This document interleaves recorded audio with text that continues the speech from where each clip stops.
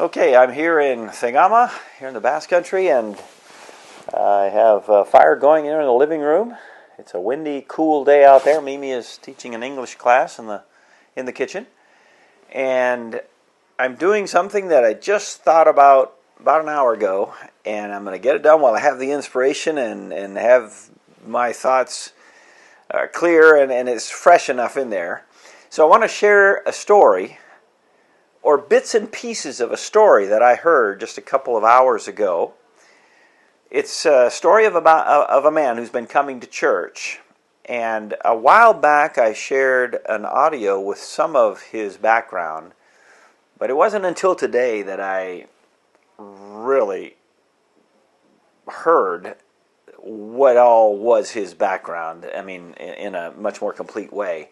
And I was absolutely astounded. I could hardly believe it while I was listening to him. So the context is that yesterday at church we have, the church was full. But on Sunday mornings, if anybody has a birthday on Sunday, then we make a little bit more of a deal about it. Otherwise, during the week we let everybody know, and they on the group WhatsApp group they greet and everything. But yesterday on my list there was nobody with a birthday, so I just mentioned that and kept on going during the announcements. Last night, that Sunday night, I went on Facebook for a little bit and looked in there, and I said, whoa, he has a birthday. I didn't know. He didn't say anything. So I texted one of our men. His name is Javier, and he's been coming for about a year and a month, 13 months. I said, is it your birthday? Yeah. I said, well, you didn't say anything. So let me show you, let me give you a picture. Put a picture up here of Javier. Okay, this was taken, that was taken just a couple hours ago as we had lunch. That's our salad, our first course of 3. And so it was at the meal there that he told me the details about his upbringing. And I thought, wow, I need to share this with people, friends who are behind us, who support us and pray for us. This is the kind of thing that really, really will be a blessing to them. And let me give you kind of a idea of what I'm going to talk about, just in case somebody's not interested. This is going to be bits and pieces of this guy's story. His name is Javier. And I just want to let those who are interested in an amazing story of grace see what God can do. And if that's not what you want to see, why then you know ahead of time. So that is Javier and his wife. We had an activity 2 months ago for the married couples, and that's Javier and Alba, his wife. So I texted him this morning and I said, hey, are you free to go out to lunch with me? And he said, yeah. I said, well, I'd like to take you out for your birthday. And so, sure enough, at 1 o'clock, he was there at church. I picked him up and we went. And that picture I took while we were starting to eat the salads. Well, when I sat down, I said, you didn't tell me anything yesterday. I made that comment from the pulpit about no birthdays. And he said, there's a reason why I didn't want to tell you that it was my birthday. And I thought, wow, that's odd. Why would somebody not want, what kind of issue is there that he wouldn't want to let anybody know about his birthday, or whatever that was. I was intrigued, let's put it that way. And so he starts telling his story. He said, my dad was a complete, total alcoholic. And his birthday was the 11th. He said the whole point was his birthday was the 11th of January, which was yesterday. And he said my dad was completely drunk, and he drank continually, and he did not get sober for 6 months. He didn't get sober until the end of June. And at the end of on the 27th of June, he quit drinking. He would do that every once in a while. He would just stop, dead stop for a month or even for months. Anyway, he stopped on the 27th. And he got sober. And then he went to the authorities, hospital, wherever, and he registered my birth. So, passport, any documents of his say his birthday is the 27th of June, 1970. I said, wow, I mean, you mean he was drunk that entire, yeah, he was just nonstop. And so that's why he was a little, I guess maybe embarrassed about that. And I said, wow, I said, what was that like? What was your home like? So then he started telling me about his home. And I've got a list here of things that I'd like to cover, just a bunch of things that I wrote down real quickly a little while ago, just to sort of keep them in order. So sorry if I refer to my notes, but that's about it's about the only way I'm going to make sure it's somewhat coherent. So they've been coming. He and Alba have been coming to church for just over a year. Started in December of the year before last. And let me see. It told about his birthday and why he wouldn't say about it. So he said, my childhood was horrible. Horrible. And he had tears welling up in his eyes over and over again as we were talking. He wouldn't describe anymore, but he said, I would watch my mom get beaten over and over again. He hated his home. He hated his life. So at one point, some of these things may not be in perfect order, but generally they will. Later, at one point in the conversation, he said he hated his mom. He said, your mom? You hated your mom? What about your dad? No, I didn't hate my dad as much. So what do you feel towards your dad? And he said, I feel pity, lástima in Spanish, for my dad. But I said, your mom? Why would you hate your mom? Well, she never, ever, he never remembers ever getting a hug or a kiss or anything from his mom. No affection, zero. I'm thinking, really? Why? And he said the reason was that he looked like his dad. And that was enough for her. She didn't want anything to do with him. So, at the age of 10, this is in Honduras, by the way, I didn't tell you where he was from. We have a number of Hondurans in our church. At the age of 10, he left home. He went out to live on the street. I said, where did you sleep? He said, well, I would sleep at family, aunts and uncles. Sometimes I would sleep on the street, I guess under a bridge. But I wasn't at home. I was out at 10. At 12, he started working. A guy saw him on the street, said, why don't you come over with me? I'll put you to work. He was a mechanic. So he worked with this mechanic for about a year. And I said, well, did he pay you? He said, no, he didn't pay me anything. I said, what do you mean he didn't pay you? You worked for nothing? He said, well, the guy said, I'm teaching you how to be a mechanic, and I'm lodging you. Apparently he was able to sleep there, and he gave him his food, and that's your payment. Well, he only did that for about a year, he said.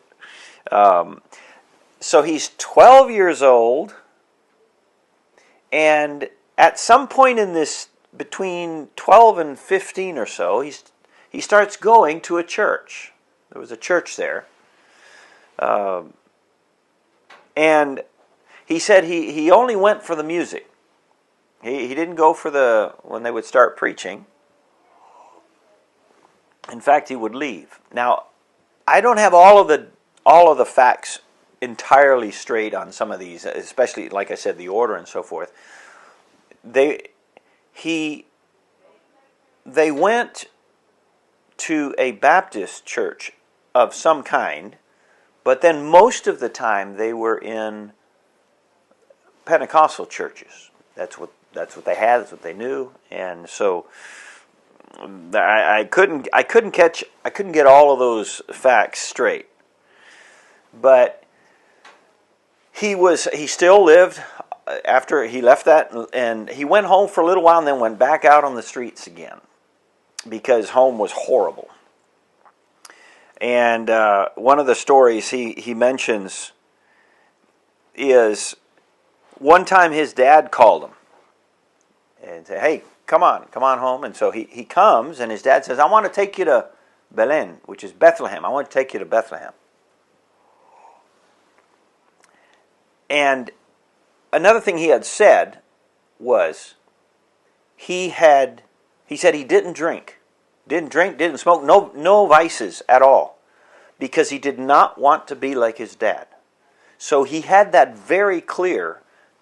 He was all by himself, had no friends, and he said, "I would not drink because I did not want to be the way my dad was with my mom." Well, his dad did show him a little bit of affection, so he had a little bit of a relationship. And anyway, his dad called him home from the streets there and said, "I want to take you to Bethlehem." Okay, well, let's go to Bethlehem. What is that? Well, his dad takes him by the hand, and they go down the street, and he takes him to a prostitute house. I said, "By the way, what'd your dad think about you not drinking?" His dad tried to get him to drink. He would laugh at him. And everyone around him, he said, they would make fun of him because they would call him all kinds of names because he refused to drink. And his dad wanted to drink, but he wouldn't. So his dad takes him to a prostitute house. And he had no idea what he was going to until when he finally got there. And he takes him in, and then all of a sudden, I mean, he's just a boy. I think he's about 13. He's just horrified. He's absolutely in shock. He doesn't know what to do. And the girl that his dad had hired for the day or for the afternoon or evening or whatever it is, she looked at him and saw that he didn't want anything to do with that. He was scared, I guess you could say scared spitless too. He didn't know what to do. She said, "Don't worry about it. You just go over there in the chair and sit down. It's no problem," or something like that, as if she wasn't going to involve him in any way. And again, tears came out. He said, it was horrible what I saw. And so there he is, 13, 14-year-old. And his dad couldn't get him to drink, couldn't get him to live the lifestyle that he carried on. So, let me see if I can read my own. Okay, yeah. I already mentioned that. So when he's 15 years old, this one caught me by surprise. When he's 15 years old, he found an old pair of shoes. And he took them, and he took them with some friend, somebody he knew that repaired shoes. And I said, "What do you mean? Did you not wear shoes?" "Nope. Never wear shoes." They had never worn shoes before. You lived Yep, he lived barefoot. And that didn't sort of shocked me. But he had these shoes now that this person repaired. I asked him, well, because coming now to the present, he's in a church. I know he loves the Word. I know his education is very limited. So I asked him, I said, what education do you have? Well, he said, "I didn't have any." I mean, he grew up on the street. He had first and second grade, basically. So he didn't know how to read or write. Had no reason to either. And so I have here, okay, he went back home, and I hope I'm not flat out contradicting myself on some of these details. He went back home, at about 12 or just a little after 12. He went home, and then after, let me see, but he wasn't home. He didn't last very long at home again. So he's out on the streets again, and at the age of 15, he finds a job at a jam factory, working with fruits. And then he has been going to church some, and so when he's 16 is when he first met Alba, his wife. So, interestingly enough, and I found this out several months ago, the two of them in that picture, Javier and Alba, they celebrated this last year, 2025, they celebrated their 40th anniversary. And Mimi and I celebrated our 40th anniversary in June. Well, I expected him, I thought he would, be more or less my age. Well, no, he's 1970. Mimi and I are 1962. So he's 8 years younger. And I said, when did you get married? Well, he met her right as he was 15 turning 16. And they got together, loved each other, fell in love, and became a couple there at 16. Okay? Said, did you get married yet? No, we didn't get married yet. But they were going to church. He was going to church, but she didn't want to have anything to do with the church. Nothing. She would not go. She refused to go. And she didn't want him to go either. But he would go to church. Let's see. Okay. So he couldn't read or write. And it wasn't a problem, but Alba, his wife, or his friend then, or however you'd say that. We have words in Spanish, I don't know them in English. The one he's living with, his wife-to-be for sure. She found him a job as a referee for a soccer club. And so he was athletic, and so he takes this job as a referee. Well, as a ref, he was able to sign his scratch for the job contract. But then later, he had to he was supposed to do reports at the end of each game. And he couldn't do that. He couldn't read or write. So then, he says, I gotta learn how to do it somehow. So he starts learning, and his people he knows helping him and correcting him, and finally he was able to write it. It got a little bit better, enough to at least do these reports.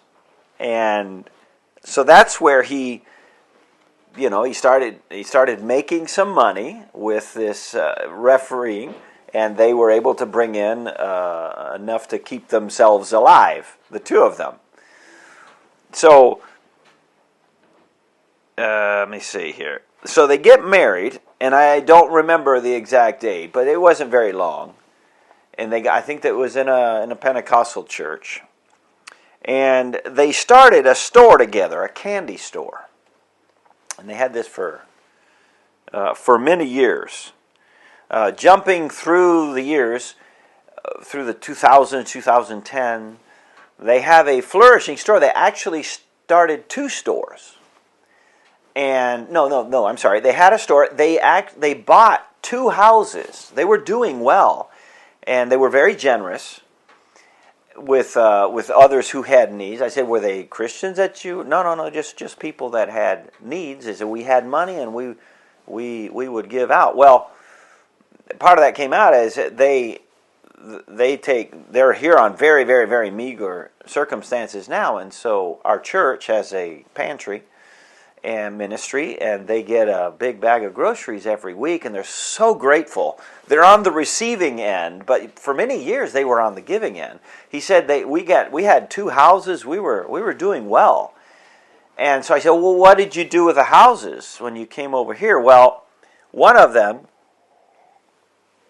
his oldest son is living in, and he said the other one was taken away by the gangs. And I said, just like that, he said the drug gangs there, they rule, and they just took it, and they just lost it. I'm thinking, my goodness, what a place to grow up in, you know.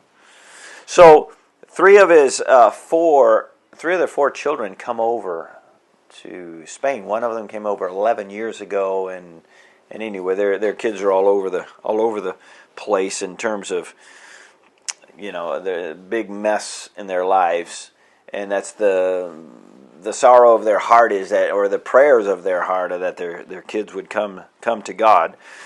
But so his mom, who he hated, one day calls him back to the house. He's older, and she says, I've changed. Now, I didn't get from him the exact answer, but I'm almost positive she got saved. She had been a Jehovah's Witness. I said, really? Yeah, she was a Jehovah's Witness that whole time. But then something happened. She got, and so I think she got saved. And she asked him to come to the house, and for the first time in all of those years, he was 50, he said. So that would have been in almost 2020, before that. Right before 2020, she called him in, and they all of a sudden had a relationship, and she was affectionate, and he said, she completely changed from the mother that I had always known. And she would call him over, they would have lunch together and so forth. Well, 2020 comes, COVID, she gets COVID and dies. And I said, was that common? Or a lot of people? He said there were people on the streets dead here and there, and it was horrible. And his mother died. Well, let me see. He just said she was a completely different woman. Completely different. But then 2020 came and she died. And he said he had never had any friends. His dad had died earlier, and all of a sudden he had nobody. Everyone had left him. Any of the other relatives had completely disowned him. He didn't drink like they did. They wanted nothing to do with him. And so when his mom died, and here I can see him tearing up again. He said, I fell into depression. I was just all alone. I had nothing. Now, you know, he's married with Alba, but as far as his family, he said no one, and he insisted, and I didn't get more details on it, but he said, in all of my growing up, nobody ever reached out to help me. No one ever did. They went to these different churches. I said, did nobody? He told me about the pastors, and there's some crazy issues in some of those churches he was mentioning, and he said, nobody ever reached out to try to help me. I was all by myself. I did it by myself. I lived out on the streets. I made life happen. And so now his mom dies, and he thinks, she's changed, and all of a sudden I have a mother, and then God takes her. And he just dove into depression. And he said, for the first time in my life, I tried alcohol. And he said for 2 years he drank. And I said, well, what about Alba? What about your wife? He said, she prayed for me all the time. She continually, constantly prayed for me and tried to help me to get out of that depression and to stop drinking. Well, about 2 years, in 2022, it hit him. Light came on. He said, this is not what I want for my life. This is not This is not right. And he quit drinking. Well, let me see what else I have. Okay, he drank for 2 years, and while Alba prayed for him. And let's see. So then, I mean, there were different bits and pieces that he told me about, and I can't include them all. I don't know where all some of them fit. But then as I was driving back from lunch with him to take him back home, they live, about a 10-minute walk from church.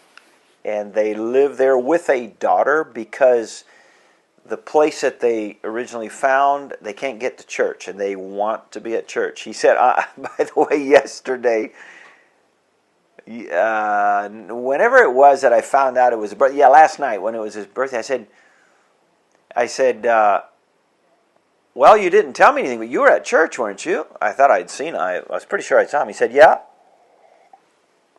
He said, my family told me not to go to church. It was my birthday. I needed to celebrate. He said, no, I couldn't. I had to go to church. He was there. Alba was working. She has a little bit of work, and she cannot make it on Sundays. She comes on Fridays. So they are, scraping the bottom of the barrel always. But one thing he said, money doesn't matter. We have enough to get by. He said, I have no love for money. If we get a little bit of work here or there, we'll buy groceries and then send it to people who need back home. They need it even more than we do. But so anyway, so he was there yesterday, and they can walk to church because they're living there with the daughter. And so he was, as we were driving back, he said, I was talking with my wife, Alba, just the other day, and he said, we're in a second courtship. He said, because before, I forgot all about it, they started a candy store. I don't know what I said before. He worked in a jam shop, but they started as a business, they started a candy store, and it went very, very well. And he was very busy buying, and she was very busy selling. And I thought, yeah, okay. But he said, but then when I was driving him back, he said they were talking the other day. We're in a second courtship here because back in Honduras, they can't go out on the streets to walk. He said here, many times in the evening, at nighttime, we go out, Lithgow, that's the church's town, we go out and we just walk and walk and walk together. And he said, we never could do that. It was far too unsafe. Nobody went out on the streets walking like that. You just don't do that. But here, it's safe, and they just absolutely, he said, we're having the time of our lives, So, and he said, just like you said, Pastor, the other day, to focus on the good things that God gives and not all the time on those things that you don't have or whatever. And I told him about my father-in-law, who is 91, lost his hearing a year ago, and has said on repeated occasions, a musician having lost his hearing, he says, you know what, I've decided I'm not going to focus on what I don't have hearing. I'm going to focus on the things that I do. And God has given him many things, but it's a decision of the mind to do that. And he said, that's what we're doing. There are many things that were horrible, but God has been so good to us. He has been so kind to us. And I said, well, what do you like about the church? Why do you come to our church? Our church is very different than where you went, and there were all kinds of interesting issues going on in those churches. And I said, what do you like about our church? Because we don't have all the, we don't have all the drums and all the, not endless, but music, loud, huge spectacle and show and all that. And he said, I just love everything about it. He said the music, the preaching, the friends he was naming off, and he said, I never had any friends, and he was naming off all the guys at church that come and say, and give him a handshake, and he comes on Saturday mornings whenever he can, whenever he's free from other responsibilities with the kids and family. So I dropped them off and I said, hey, I would love to share this story with friends of ours, many of them back in the States, who pray for us and they send money for us. In fact, your meal was provided by a friend who gave me a $100 bill right before we said goodbye in the States. He said, use this for those men that you take out, and I have others do the same.